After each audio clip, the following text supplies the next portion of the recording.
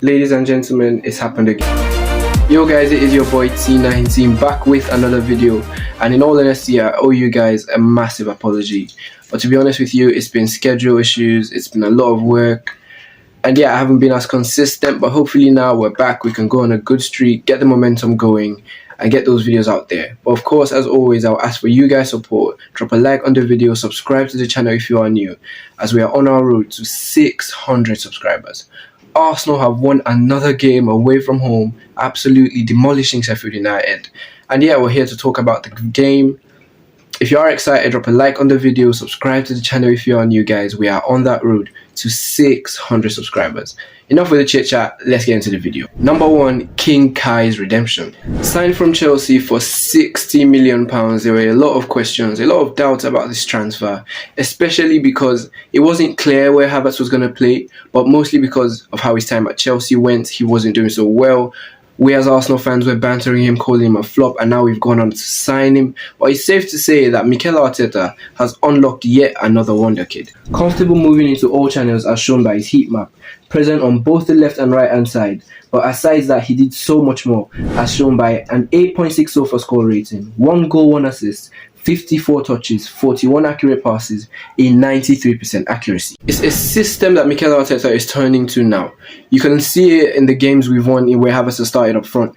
Man City in the Community Shield, Man City at home, Liverpool at home, Newcastle at home. Havertz is starting to build his confidence and really thrive as that centre forward. He wins a lot of duels, he's starting to combine with players, and with how effective he is at running the channels, combining that with the form he's on, honestly, I don't think Gabriel Jesus comes back from injury and goes straight into the team, because Havertz in that team, he's starting to work very hard, and we've heard Mikel Arteta in the past say a player can't come back from injury and go straight into the team. Just like everyone else, Gabriel Jesus is going to have to earn his place in this Arsenal team. Speaking of Gabriel Jesus, he made his return to the pitch after his injury, playing 26 minutes, 22 touches, 15 accurate passes and 88% accuracy. But there's actually some news on his fitness, as according to Sammy Mockbell, Arsenal will manage Gabriel Jesus through the season finale to avoid further flare-ups in his persistent knee problems. While Jesus is hoping to make a playing return soon, Arsenal medics are taking a cautious approach to his workload. I don't mean to be the bearer of bad news, but this is actually quite concerning.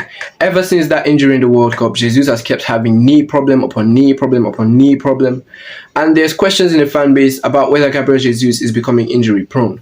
But one thing I know in my history of watching football is if a player is having a problem over and over and over again, it's less about the player and more about the problem. So I think Jesus will actually going to have another surgery. Bear in mind, there are no reports. I'm just looking at it from my perspective. I think he's going to have another surgery on the knee. And right now, Arsenal is trying to manage it till the end of the season, when they can then address the issue in the summer. Number 2, Martin Odegaard's brilliance. When talking about the best playmakers in the world, it's absolutely absurd that Martin Odegaard doesn't come up in those conversations.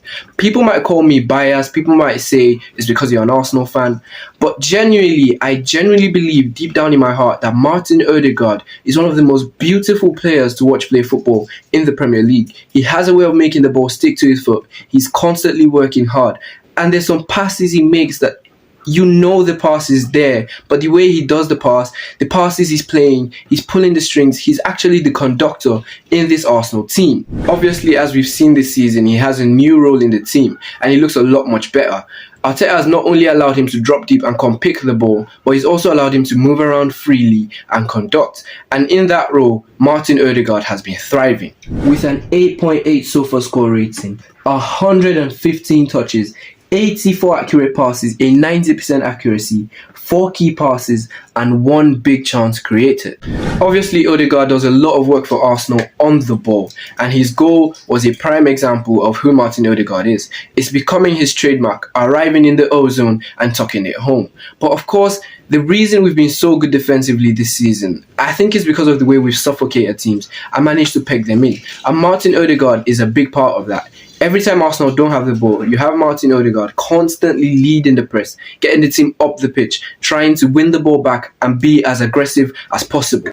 Arsenal's record signing at £105 million was at it again, this time dropping an 8.3 sofa score rating, 62 touches, 40 accurate passes, and 89% accuracy, and 3 out of 4 ground duels won. His heat map showcases the player all over the left half space, showing us his new role as the left number 8. For the majority of this season, Declan Rice has looked absolutely unplayable in the number 6 role. But let's not forget what the initial plan was. It was supposed to be a midfield of Partey, Rice and Odegaard, with Rice as the left number 8 and Odegaard as the right number 8. But since the prolonged injury to Thomas Partey, Declan Rice has had to fill in at the number 6 and he has looked brilliant. But now he's playing as a left number 8 and he is thriving, understanding when to attack the box, when to hold his run and when to arrive late. In that left number 8 role, he has the freedom to use one of his best abilities, which is driving with the ball. Declan Rice is an engine, and when he makes those bursting runs in midfield, it's hard to get close to him, let alone even stop him. He helps us progress the ball so easily, and then you can't forget about how much he'll help out Martinelli, and it showed in this game with Martinelli putting in a good performance, grabbing himself an 8.1 SOFA score rating, scoring 1 goal and providing 1 assist. But you look at Martinelli's heat map, and that's where you notice the real change. Look at how much he was able to enter the box. When you have someone like Declan Rice, who is an all-action, never shy to move, he offers Martinelli exactly what he needs: combination play. Number 4, attacking patterns. If you've watched Arsenal play this season, which I assume most of you have, you understand exactly what I'm trying to say. This Arsenal team functions almost automatically. It's like you set them up, press play and just watch them function like clockwork. The prime example is the first goal. Rice gets the ball, he's attacking the byline and he doesn't even look up. He knows exactly where he's supposed to place the ball because he knows Odegaard is about to crash the box. But he doesn't even stop there. In the second phase, as Rice is attacking the byline, look at Havertz. Havertz is attacking the front post, but he doesn't even look around to say where are my teammates or anything. He knows his job is to get to the front post. And when he does get to the front post, what is the thing that Havertz does immediately? He gets in the face of the Sheffield United defender and moves him out of the way, moves himself out of the way. Why? Because Havertz knows exactly where that ball is going. He knows Odegaard is on his way to crash the box, so he needs to clear the area for Odegaard to arrive. Now this is almost like a double-edged sword because on one hand you don't want to be predictable, but on another hand, when everybody knows exactly what their job is, you have a higher chance of your plan being a success. And mind you, this doesn't only happen when we're attacking, it happens in every sequence of play, even when we're defending. Number 5, squad depth. Arsenal sit 3rd in the league, just 2 points behind league leaders Liverpool, and that they've done that without Thomas Partey being available. Gabriel Jesus has been very in and out. I don't understand what's going on with Tomiyasu. Ben White played the first half of this season through a lot of pain, and Urian Timber, who was going to help us fix a lot of things, has only played 47 minutes of Premier League football. Speaking of Timber, we have some very good news, and he has now returned to full first team training. I don't expect him to play straight away because he has to regain confidence in his body and then regain match sharpness, but we should see him make a return to playing later this month.